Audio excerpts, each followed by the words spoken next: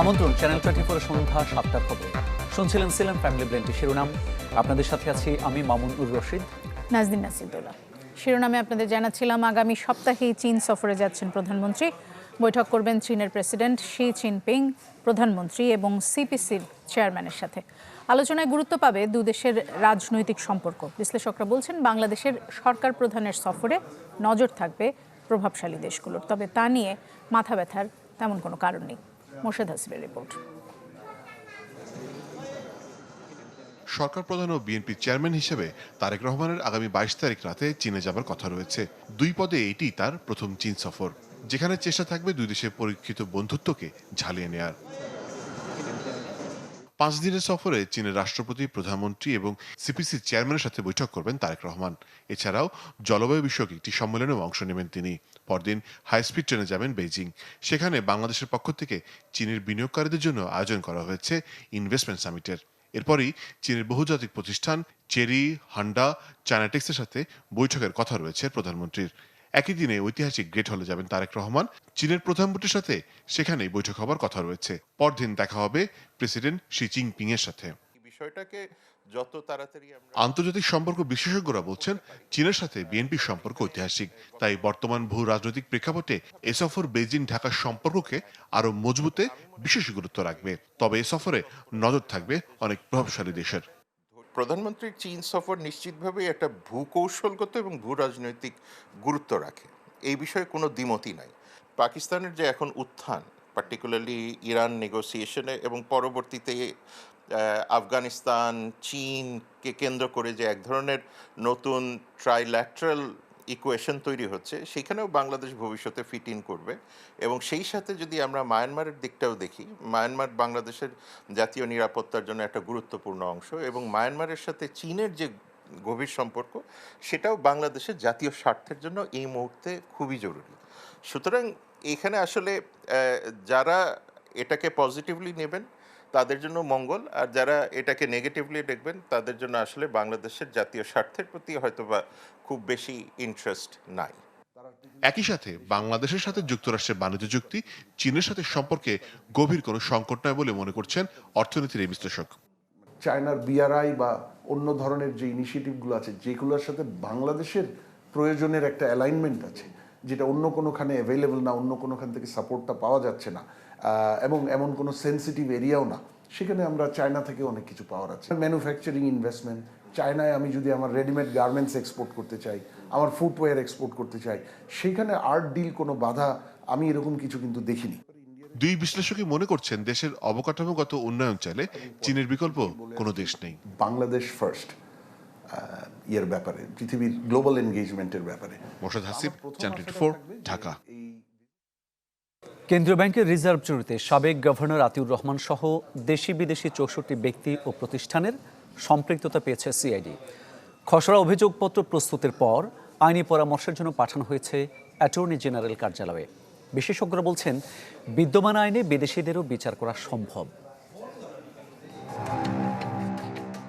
দেশের ইতিহাসে আলোচিত আর্থিক কেলেঙ্কারির একটি বাংলাদেশ ব্যাংকের রিজার্ভ চুরি। 2016 সালের ফেব্রুয়ারিতে সুইফট সিস্টেমে ভুয়া বার্তা পাঠিয়ে নিউ ইয়র্কের ফেডারেল রিজার্ভে গচ্ছিত বাংলাদেশ ব্যাংকের 10 কোটি 10 লাখ মার্কিন ডলার সরিয়ে নেয় হ্যাকাররা। 1 দশক পেরিয়ে গেলেও শেষ হয়নি এই মামলার বিচারিক প্রক্রিয়া।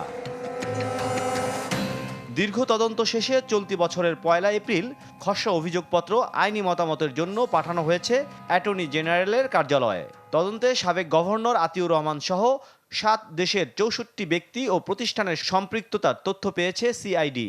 এর মধ্যে বাংলাদেশের 10 জন, ফিলিপিনের 36, ভারতের 4 জন, চীনের 3, উত্তর কোরিয়ার 2 জন, জাপানের 1 এবং শ্রীলঙ্কার 8 ব্যক্তি ও প্রতিষ্ঠানের নাম রয়েছে। অপরাধীদের শাস্তি নিশ্চিতে তদন্ত ও বিচার প্রক্রিয়ায় সব ধরনের সহায়তার কথা বলছে বাংলাদেশ ব্যাংক। দেশি হোক, বিদেশি হোক, আমাদের নিজস্ব এক্স এমপ্লয়ি হোক অথবা অন্য কোনো প্রতিষ্ঠানের এমপ্লয়ি হোক, সবার ক্ষেত্রে আমাদের দৃষ্টিভঙ্গি হবে সমান। আমরা ধরে নিব এই ব্যক্তি বা প্রতিষ্ঠানদের কারণেই বাংলাদেশ ব্যাংক আর্থিকভাবে এবং সামাজিকভাবে ক্ষতিগ্রস্ত হয়েছে। দ্রুত, সঠিক, ন্যায়সঙ্গত বিচার কার্য সম্পন্ন হবে এবং এর মাধ্যমে রাষ্ট্রের ক্ষতি এবং প্রাতিষ্ঠানিক যে ক্ষতি হয়েছে তা অনেকটাই পুষিয়ে আনা সম্ভব হবে। বিশ্লেষকরা বলছেন বিদ্যমান আইনে বিদেশি নাগরিকদের বিচার করা সম্ভব। বাংলাদেশের বাহিরে যদি বিশ্বের যে কোনো প্রান্তে বাংলাদেশের কোনো নাগরিক যদি কোনো অপরাধে সংশ্লিষ্ট হয় তারও বিচার করার বিধান কিন্তু এই সিআরপিসিতে আছে। আবার ধরেন বাংলাদেশের বাহিরের কোনো নাগরিক বাংলাদেশের কোনো ঘটনা নিয়ে কোনো অপরাধ সংশ্লিষ্টতায় থাকে তারও বিচার কিন্তু বাংলাদেশের মাটিতে করা সম্ভব, এই সিআরপিসিতেই আছে। রিজার্ভ চুরির ঘটনায় দেশের কেন্দ্রীয় ব্যাংকের সুনাম নষ্ট হয়েছে বলেও মনে করেন সংশ্লিষ্টরা। মাসুম মিয়া, চ্যানেল 24, ঢাকা। দেশের ব্যাংক খাতে বড় উদ্বেগের কারণ ইচ্ছাকৃত ঋণ খেলাপি বা উইলফুল ডিফল্টার। কেন্দ্রীয় ব্যাংকের হিসাব বলছে মার্চ মাস শেষে যা ছাড়িয়েছে 47,380 কোটি টাকা। সামর্থ্য থাকার পরও যারা জেনে শুনে ঋণ ফেরত দিচ্ছেন না তাদের চিহ্নিত করতে কঠোর অবস্থানে বাংলাদেশ ব্যাংক। রিপোর্ট করছেন মাসুম মিয়া। ব্যাংকে জমানো সাধারণ মানুষের আমানতের টাকা যখন ঋণের নামে চলে যায় অসাধু ব্যবসায়ীদের পকেটে, তা ফেরত না আসায় সংকটে পড়ে পুরো আর্থিক খাত। এই সংকট কাটাতে 2024 সাল থেকে ইচ্ছাকৃত ঋণ খেলাপি শনাক্তকরণের বিশেষ অভিযান শুরু করে কেন্দ্রীয় ব্যাংক, যার অধীনে গঠিত হয় ব্যাংকগুলোর নিজস্ব বিশেষ তদন্ত ইউনিট। কিন্তু কারা এই ইচ্ছাকৃত খেলাপি? বাংলাদেশ ব্যাংকের বিআরপিডির প্রজ্ঞাপন অনুযায়ী সামর্থ্য থাকার পরেও যারা ইচ্ছাকৃতভাবে টাকা দিচ্ছেন না কিংবা জালিয়াতি করে অন্য নামে ঋণ নিয়েছেন তারাই এই তালিকায়। 2024 সালের মাঝামাঝি থেকে কেন্দ্রীয় ব্যাংকের সিআইবির তথ্য ভাণ্ডারে এদের নাম উইলফুল ডিফল্টার বা ডব্লিউডি হিসেবে ব্লক করা শুরু হয়। বাংলাদেশ ব্যাংকের হিসাবে চলতি বছরের মার্চ মাস শেষে দেশের ব্যাংক খাতে ইচ্ছাকৃত খেলাপি ঋণ ছাড়িয়েছে 47,380 কোটি টাকা, যা মোট খেলাপি ঋণের 8.40%। চিহ্নিতকৃত সকল ইচ্ছাকৃত ঋণ খেলাপিকে যদি কোনো দায়মুক্তি না দেওয়া হতো তবে এই উইলফুল ডিফল্টারের হার কিন্তু বর্তমানে যা দেখছেন তার সাথে অনেক বেশি হতো। ইচ্ছাকৃত খেলাপি হিসেবে চূড়ান্তভাবে শনাক্ত হলে রেহাই নেই পার পাওয়ার। তাদের উপর ঝুলছে বিদেশ ভ্রমণে নিষেধাজ্ঞা, নতুন ট্রেড লাইসেন্স বা কোম্পানি নিবন্ধনে নিষেধাজ্ঞা এবং কোনো ধরনের রাষ্ট্রীয় সম্মাননা না পাওয়ার আইনি খাড়া। সবচেয়ে বড় ধাক্কা এসেছে ঋণের শর্তে। সাধারণ খেলাপিরা ঋণ পুনঃতফসিলে ডাউন পেমেন্ট দিয়ে নিয়মিত হওয়ার সুযোগ পেলেও ইচ্ছাকৃত খেলাপিদের জন্য এই পথ সম্পূর্ণ বন্ধ। তাদের বিরুদ্ধে হবে সরাসরি ফৌজদারি মামলা। যারা ইচ্ছাকৃত খেলাপি তাদের জন্য এই একটা অ্যালার্মিং সিচুয়েশন বিরাজ করছে। হয়তোবা এই মুহূর্তে সে বুঝতে পারছে না, কিন্তু যখন সে উইলফুল ডিফল্টার হিসেবে স্বীকৃতি লাভ করবে তখন কিন্তু তার জগৎটা অন্ধকার হয়ে আসবে। ইচ্ছাকৃত ঋণ খেলাপিদের সম্পদ বাজেয়াপ্তের পক্ষে মত দিয়েছেন এই বিশ্লেষক। ইচ্ছাকৃতভাবে যারা খেলাপি তাদেরকে আইডেন্টিফাই করে তাদের যে সম্পদ আছে, তাদের যে জামানত আছে, নামে হোক বেনামে হোক, সেগুলোকে ট্রেস আউট করে এগুলোকে সরকারি কবজায় নিয়ে নেওয়া এবং সেগুলো আদালতের মাধ্যমে এগুলো বিক্রির ব্যবস্থা করা, নিলামে উঠানো। প্রতি 3 মাস পর পর এই তালিকা হালনাগাদ করছে বাণিজ্যিক ব্যাংকগুলো। মাসুম মিয়া, চ্যানেল 24, ঢাকা। আওয়ামী লীগকে রাজনীতিতে ফিরতে দেয়া হবে না, বগুড়া এক অনুষ্ঠানে কথা বললেন স্থানীয় সরকার পল্লী উন্নয়ন ও সমবায় প্রতিমন্ত্রী মীর শাহে আলম। বলেন আওয়ামী লীগ 23 জুন মাঠে নামার চেষ্টা করছে কিনা সেদিকে খেয়াল রাখতে হবে।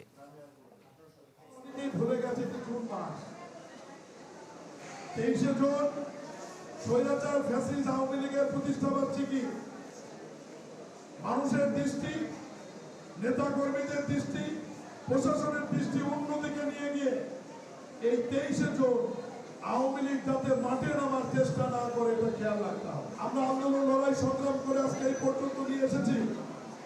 আজকে আমাদের মধ্যে আমরা কাদা ছোঁড়াছুড়ি করে সেই স্বৈরাচারকে যদি আবার ফিরে আসার সুযোগ করে দেই, এটা কারো জন্যই মঙ্গল হবে না। পদ্মা সেতুর পিলারের কাছে মাটি সরানো নির্মাণ কাজেরই অংশ। এটি মূল স্থাপনার জন্য কোনো ঝুঁকি নয় বলে মনে করেন সড়ক পরিবহন এবং সেতুমন্ত্রী শেখ রবিউল আলম। দাবি করেন ঠিকাদারের সাথে চুক্তি অনুযায়ী নির্মাণ কাজের পর মাটি সরানোর কথা থাকলেও বিগত সরকার তা করেনি। মাটিটা সরালে ওখানে আরও যেটা হবে, ওই নাব্যতা বা অন্যান্য জায়গায় যে চলাচলের আছে পরিবেশগত এবং অন্যান্য দিক থেকে পাশে সামান্য সামনে গিয়ে তো ওয়াটার তো সেটা রেইনি সিজন ড্রাই সিজনের যে চলাচলটা ফিজিবিলিটি টেস্ট অনুসারে ভালো হবে। বিশ্বের সাথে তাল মিলিয়ে বাংলাদেশ সেনাবাহিনীকে প্রশিক্ষিত, সুশিক্ষিত, সুশৃঙ্খল এবং আধুনিক সমরাস্ত্রে সজ্জিত পেশাদার বাহিনীতে রূপান্তরের কাজ চলছে। একথা জানিয়েছেন সেনাবাহিনী প্রধান জেনারেল ওয়াকারুজ্জামান। চট্টগ্রামের ভাটিয়ারীতে মিলিটারি একাডেমিতে ৯০তম দীর্ঘমেয়াদী কোর্সের রাষ্ট্রপতি কুচকাওয়াজ অনুষ্ঠানে তিনি কথা বলেন। এ সময় সেনাপ্রধান প্যারেড পরিদর্শন করেন এবং কৃতী নবীন কর্মকর্তাদের পুরস্কার দেন। এবার ১৮৪ জন অফিসার ক্যাডেট কমিশন লাভ করেন, যাদের মধ্যে ১৮ জন নারী। Senior under officer Khairul Islam লাভ করেন সোর্ড অফ অনার এবং সেনাপ্রধান স্বর্ণপদক। জেনারেল ওয়াকারুজ্জামান বিএমএতে ২য় বাংলাদেশ ব্যাটালিয়নেরও উদ্বোধন করেন।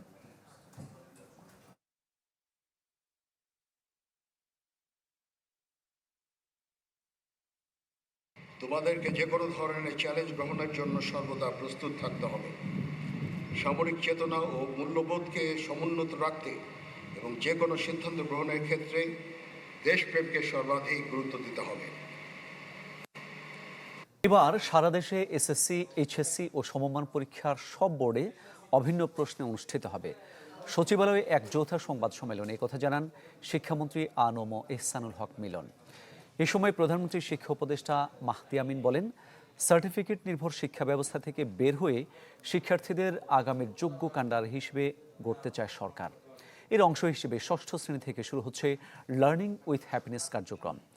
একই সংবাদ সম্মেলনে শিক্ষা এবং প্রাথমিক ও গণশিক্ষা মন্ত্রণালয় জানায়, আসন্ন প্রাথমিক বিদ্যালয়ে গোল্ড কাপ ফুটবল টুর্নামেন্টের ফাইনাল এবং স্টার্ট আপ ও ইনোভেশন শোকেসিং প্রোগ্রামের সমাপনী অনুষ্ঠানে প্রধান অতিথি হিসেবে উপস্থিত থাকবেন প্রধানমন্ত্রী তারেক রহমান। এসএসসি এবং এইচএসসি পরীক্ষা নেওয়ার ব্যবস্থা করছি এবং আগাম আমরা 1 বছর আগেই এসএসসি এবং এইচএসসি পরীক্ষার প্রতারণা এবং জালিয়াতির মামলায় আত্মসমর্পণের পর সময় টেলিভিশনের পরিচালক আহমেদ জোবায়েরকে কারাগারে পাঠিয়েছেন আদালত। একই মামলায় আত্মসমর্পণ করা অন্য ৩ আসামি রাফিদ কাদের রিভু, শেখ মাহমুদ ইয়াসিন এবং সানি চৌধুরীকে জামিন দিয়েছেন বিচারক। এর আগে আদালতের সমন উপেক্ষা করায় তাদের বিরুদ্ধে গ্রেপ্তারি পরোয়ানা জারি হয়। আহমেদ জোবায়ের সহ ৬ জনের বিরুদ্ধে মামলার পর ১৭ জুন তাদের আদালতে হাজিরার নির্দেশ দেওয়া হয়। ওই দিন কেউ হাজির না হওয়ায় তাদের বিরুদ্ধে গ্রেপ্তারি পরোয়ানা জারি করেন বিচারক।